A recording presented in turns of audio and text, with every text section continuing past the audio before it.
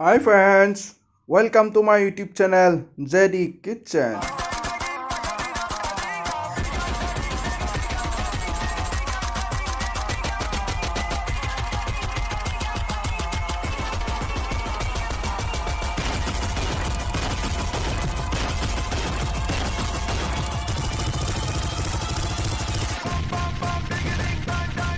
আহক ভিডিওটো আৰম্ভ কৰোঁ। তো থাম্বনেইল চাই সকলোৱে গম পাইছে আজি কি বনাম। তো দুটা পিঁয়াজ কাটি লৈছোঁ, পিঁয়াজকেইটা মিহিমিহিকৈ।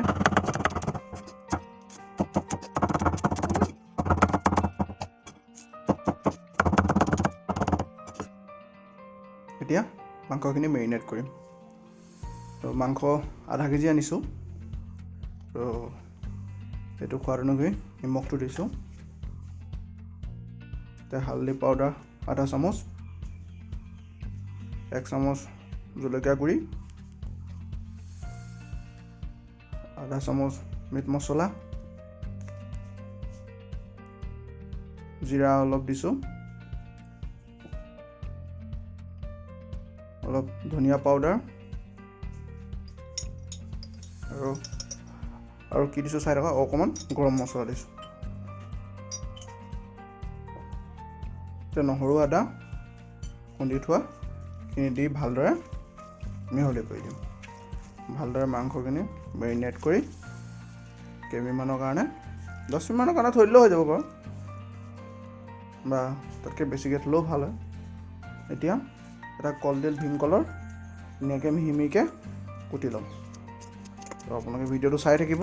এতিয়া কলডিলটো কুটি লওঁ। কলডিলটো মিহিমিহিকৈ কুটি ল'ব। কলডিলটো কাটি শেষ হৈছে।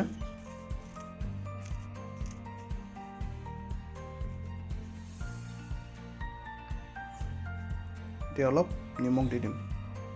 নিমখ দি ভালদৰে এইখিনি খচি দিম। কলডিলখিনি ভালদৰে হাতেৰে মুঠিয়াই মুঠিয়াই খচি দিছোঁ। এতিয়া গেছটো জ্বলাই দিম। কেৰাহীখন উঠাই দিছোঁ জুইৰ ওপৰত। কেৰাহীখন গৰম হৈছে। এতিয়া অলপ তেল দি দিম। মিঠাতেলটো অলপ পাৰিলে সৰহকৈ দিব, কাৰণ মাংসটো ভজাৰ পিছত আকৌ কলডিলখিনিও দিব লাগিব। সেইটো কাৰণে পাৰিলে অকণমান বেছিকৈ দিব। তেলখিনি গৰম হৈ গৈছে ধুনীয়াকৈ। এতিয়া কাটি থোৱা পিঁয়াজখিনি দি দিম।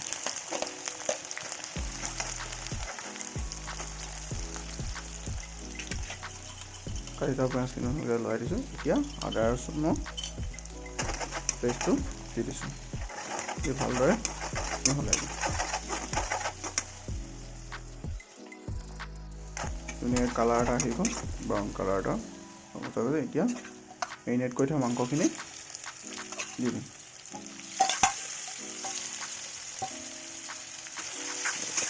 ধুনীয়াকৈ তো পিঁয়াজটো সদায় আপুনি কাটিয়ে দিব, কাৰণ মিক্সিত দি দিলে কি হয়, মিক্সাৰত দি দিলে পিঁয়াজটো বেছি গুড়ি হৈ যায় আৰু অলপ কিবা ভাল নালাগে।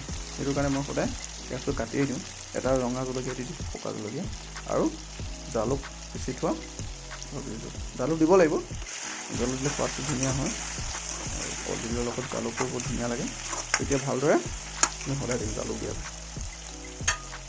আগলৈ ভিডিঅ'টো চাই থাকক কি দিওঁ। ধুনীয়াকৈ সিজি গৈছে। এতিয়া কাটি থোৱা দুটা আলু দি দিছোঁ। দি অলপ ভালদৰে মিহলাই দিম, যাতে সকলোখিনি ভালদৰে মিহলি যায়। মাংস, আলু, মছলা যিমান আছে চব ধুনীয়াকৈ তেলৰ লগত মিহলি যায়। ঢাকনখন লগাই দিম। ঢাকনখন উঠাই এতিয়া অলমষ্ট আমাৰ হৈ গৈছে। মাংসখিনি ধুনীয়াকৈ হ'লে আৰু এতিয়া কাটি থোৱা কলডিলখিনি ধুনীয়াকৈ দি দিম।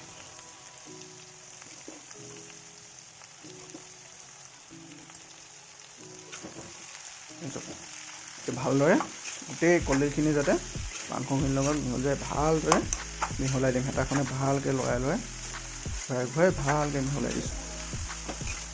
এনেকৈ গোটেইখিনি মিহলাই দিব লাগিব ভালকৈ।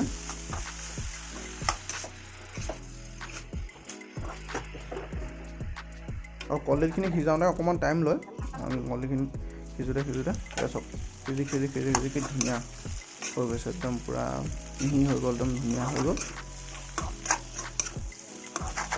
ইমান ধুনীয়া হৈ গ'ল। ঢাকনখন অলপ দেৰি কাৰণে লগাই দিছোঁ। হৈ গৈছে আমাৰ অলমষ্ট মাংসখিনি হৈ গ'ল আৰু এতিয়া এনেকৈ ছাৰ্ভ কৰিম। চাওক কি ধুনীয়া লাগিছে, ইমান ধুনীয়া হৈছে নহয়, খায়ো একদম বহুত ধুনীয়া লাগিলে মানে, আপোনাৰ কৈছোঁ নহয় বৰ টেষ্টি হৈছিলে। ধুনীয়াকৈ এটা বাতিত উলিয়াই লৈছোঁ, দেখিছে কি ধুনীয়া হৈছে।